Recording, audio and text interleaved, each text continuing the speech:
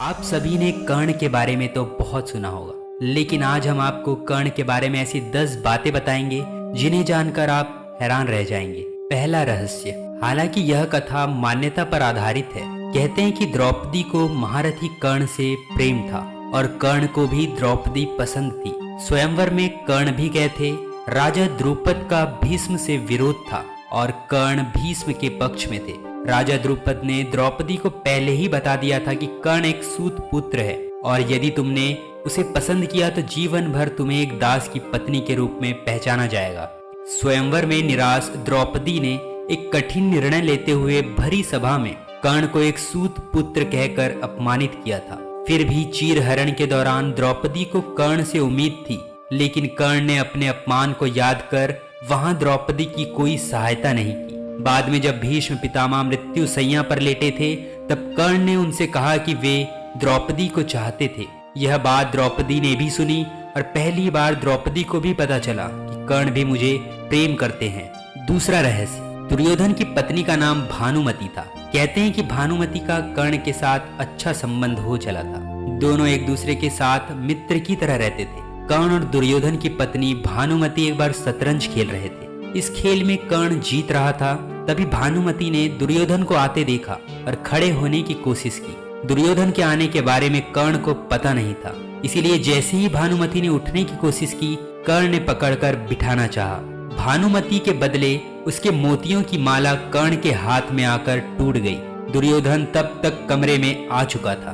दुर्योधन को देखकर भानुमति और कर्ण दोनों डर गए कि दुर्योधन को कुछ गलत शक न हो जाए, परंतु दुर्योधन को कर्ण पर बहुत विश्वास था। उसने सिर्फ इतना कहा कि मोतियों को उठा ले और वह जिस उद्देश्य से आया था उस संबंध में कर्ण से चर्चा करने लगा। इस विश्वास के चलते ही कर्ण गलत समझ लिए जाने से बच गए। तीसरा रहस्य। एक बार कुंती कर्ण के पास गई और उससे पांडवों की ओर से लड़ने का आग्रह करने लगी। कर्ण को मालूम था कि कुंती मेरी माँ है। कुंती के लाख समझाने पर भी कर्ण नहीं माने और कहा कि जिनके साथ मैंने अब तक का अपना सारा जीवन बिताया है, उसके साथ मैं विश्वासघात नहीं कर सकता। तब कुंती ने कहा कि क्या तुम अपने भाइयों को मारोगे? इस पर कर्ण ने बड़ी ही दुविधा की स्थिति में वचन दिया, माते, तुम जानती हो कि कर्ण के यहाँ याचक बनकर आया कोई भी खाली हाथ नहीं जाता। अतः मैं आपको वचन देता हूँ कि अर्जुन को छोड़कर मैं अपने अन्य भाइयों पर शस्त्र नहीं उठाऊंगा। चौथा रहस्य। कर्ण की शक्ति अर्जुन और दुर्योधन से कम नहीं थी। उसके पास इंद्र द्वारा दिया गया अमोघास्त्र था, जिसे इंद्र ने कवच और कुंडलों के बदले में दिया था। अमोघास्त्र देते वक्त इंद्र ने कहा था कि तुम इसका प्रयोग एक ही बार कर सकते हो। यह जिस पर भी चलाया जाएगा वह निश्चित ही मारा जाएगा। कर्ण ने इस अमोघास्त्र का प्रयोग उसने दुर्योधन के कहने पर भीम पुत्र घटोत्कच पर किया था, जबकि वह इसका प्रयोग अर्जुन पर करना चाहता था। यह एक ऐसा अस्त्र था जिसका वार कभी खाली नहीं जा सकता था, लेकिन वरदान अनुसार इसका प्रयोग एक ही बार किया जा सकता था। पांचवा रहस्य। कहते हैं कि भगवान श्री कृष्ण, कर्ण और द्रौपदी के शरीर में समानता थी। श्री कृष्ण की मांसपेशियां मृदु परंतु युद्ध के समय विस्तृत हो जाती थी, इसीलिए सामान्यतः लड़कियों के समान दिखने वाला उनका लावण्यमय शरीर युद्ध के समय अत्यंत कठोर दिखाई देने लगता था। यही खासियत द्रौपदी और कर्ण के शरीर में भी थी। इसका मतलब यह है कि तीनों लोग वक्त के साथ अपने शरीर को कोमल या कठोरतम बना लेते थे। छठवां रहस्य। किंवदंती है कि एक बार कर्ण ने अपना यौवन ही दान दे दिया था। कथा अनुसार एक बार की बात है, दुर्योधन के महल पर भगवान नारायण स्वयं विप्र के वेश में पधारे और दुर्योधन के भिक्षा मांगने लगे। दुर्योधन के द्वार पर आकर एक विप्र ने अलख जगाई, नारायण हरि भिक्षाम देहि। दुर्योधन ने स्वर्ण आदि देकर विप्र का सम्मान करना चाहा, तो विप्र ने कहा, राजन, मुझे यह सब नहीं चाहिए। दुर्योधन ने आश्चर्य से पूछा, तो फिर महाराज यहाँ कैसे पधारे? विप्र ने कहा, मैं अपनी वृद्धावस्था से दुखी हूँ। मैं चारों धाम की यात्रा करना चाहता हूँ, जो युवावस्था के स्वस्थ शरीर के बिना संभव नहीं है। इसीलिए यदि आप मुझे दान देना चाहते हैं तो यौवन दान दीजिए। दुर्योधन बोला, भगवन, मेरे यौवन पर मेरी सहधर्मिणी का अधिकार है, आज्ञा हो तो उनसे पूछ आऊं। विप्र ने सिर हिला दिया। दुर्योधन अंतःपुर में गया और मुंह लटकाए लौट आया। विप्र ने दुर्योधन के उत्तर की प्रतीक्षा नहीं की, वह स्वतः समझ गए और वहां से चलते बने। उन्होंने सोचा अब महादानी कर्ण के पास चला जाए। कर्ण के द्वार पहुंचकर विप्र ने अलग जगाई, भिक्षाम देहि। कर्ण तुरंत राजद्वार पर उपस्थित हुआ। विप्रवर, मैं आपका क्या अभिष्ट करूं? विप्र ने दुर्योधन से जो निवेदन किया था वही कर्ण से भी कर दिया। कर्ण उस विप्र को प्रतीक्षा करने की विनय करके पत्नी से परामर्श करने अंदर चला गया, लेकिन पत्नी ने कोई नुकुर नहीं की। वह बोली, महाराज, दानवीर को दान देने के लिए किसी से पूछने की जरूरत क्यों आ पड़ी? आप उस विप्र को निसंकोच यौवन दान कर दे। कर्ण ने अविलंब यौवन दान की घोषणा कर दी। तब विप्र के शरीर से स्वयं भगवान विष्णु प्रकट हुए, जो दोनों की परीक्षा लेने गए थे। 7वां रहस्य। कर्ण दान करने के लिए काफी प्रसिद्ध था। कहते हैं कि जब कर्ण युद्ध क्षेत्र में आखिरी सांस ले रहा था तो भगवान कृष्ण ने उसकी दानशीलता की परीक्षा लेनी चाहिए।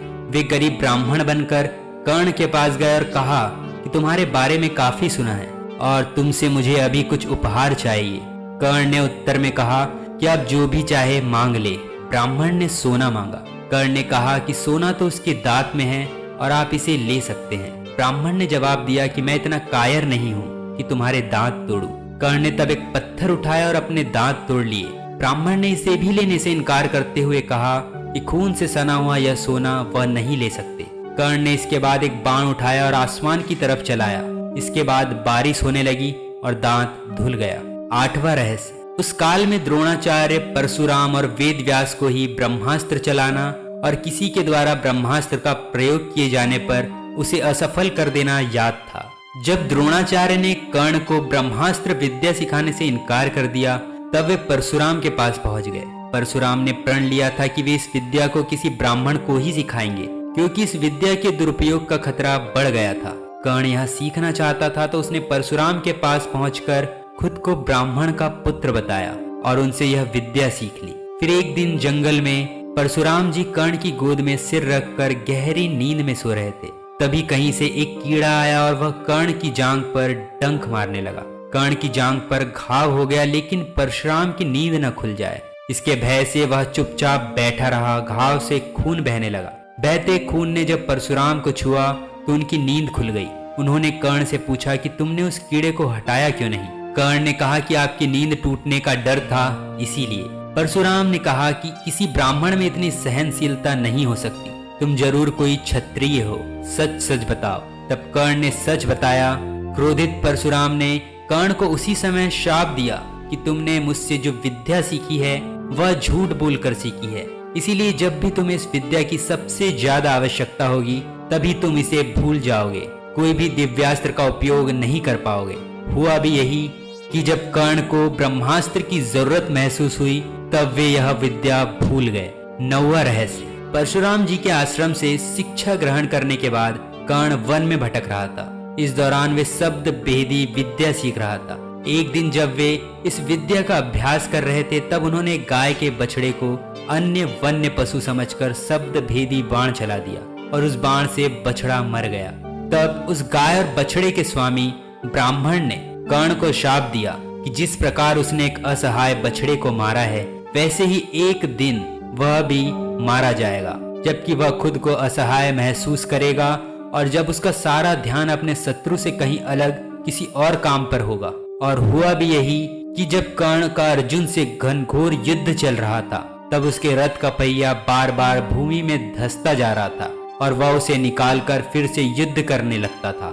ऐसे समय में जब फिर से उसके रथ का पहिया भूमि में धंस गया तब वह फिर से उसे निकालने लगा और उस समय घबराहट भी हो रही थी और उसका सारा ध्यान युद्ध के अलावा पहिए पर चला गया। वह खुद को असहाय महसूस कर रहा था। ऐसे मौके का लाभ उठाकर अर्जुन ने कर्ण को मार दिया। 10वां और आखिरी रहस्य।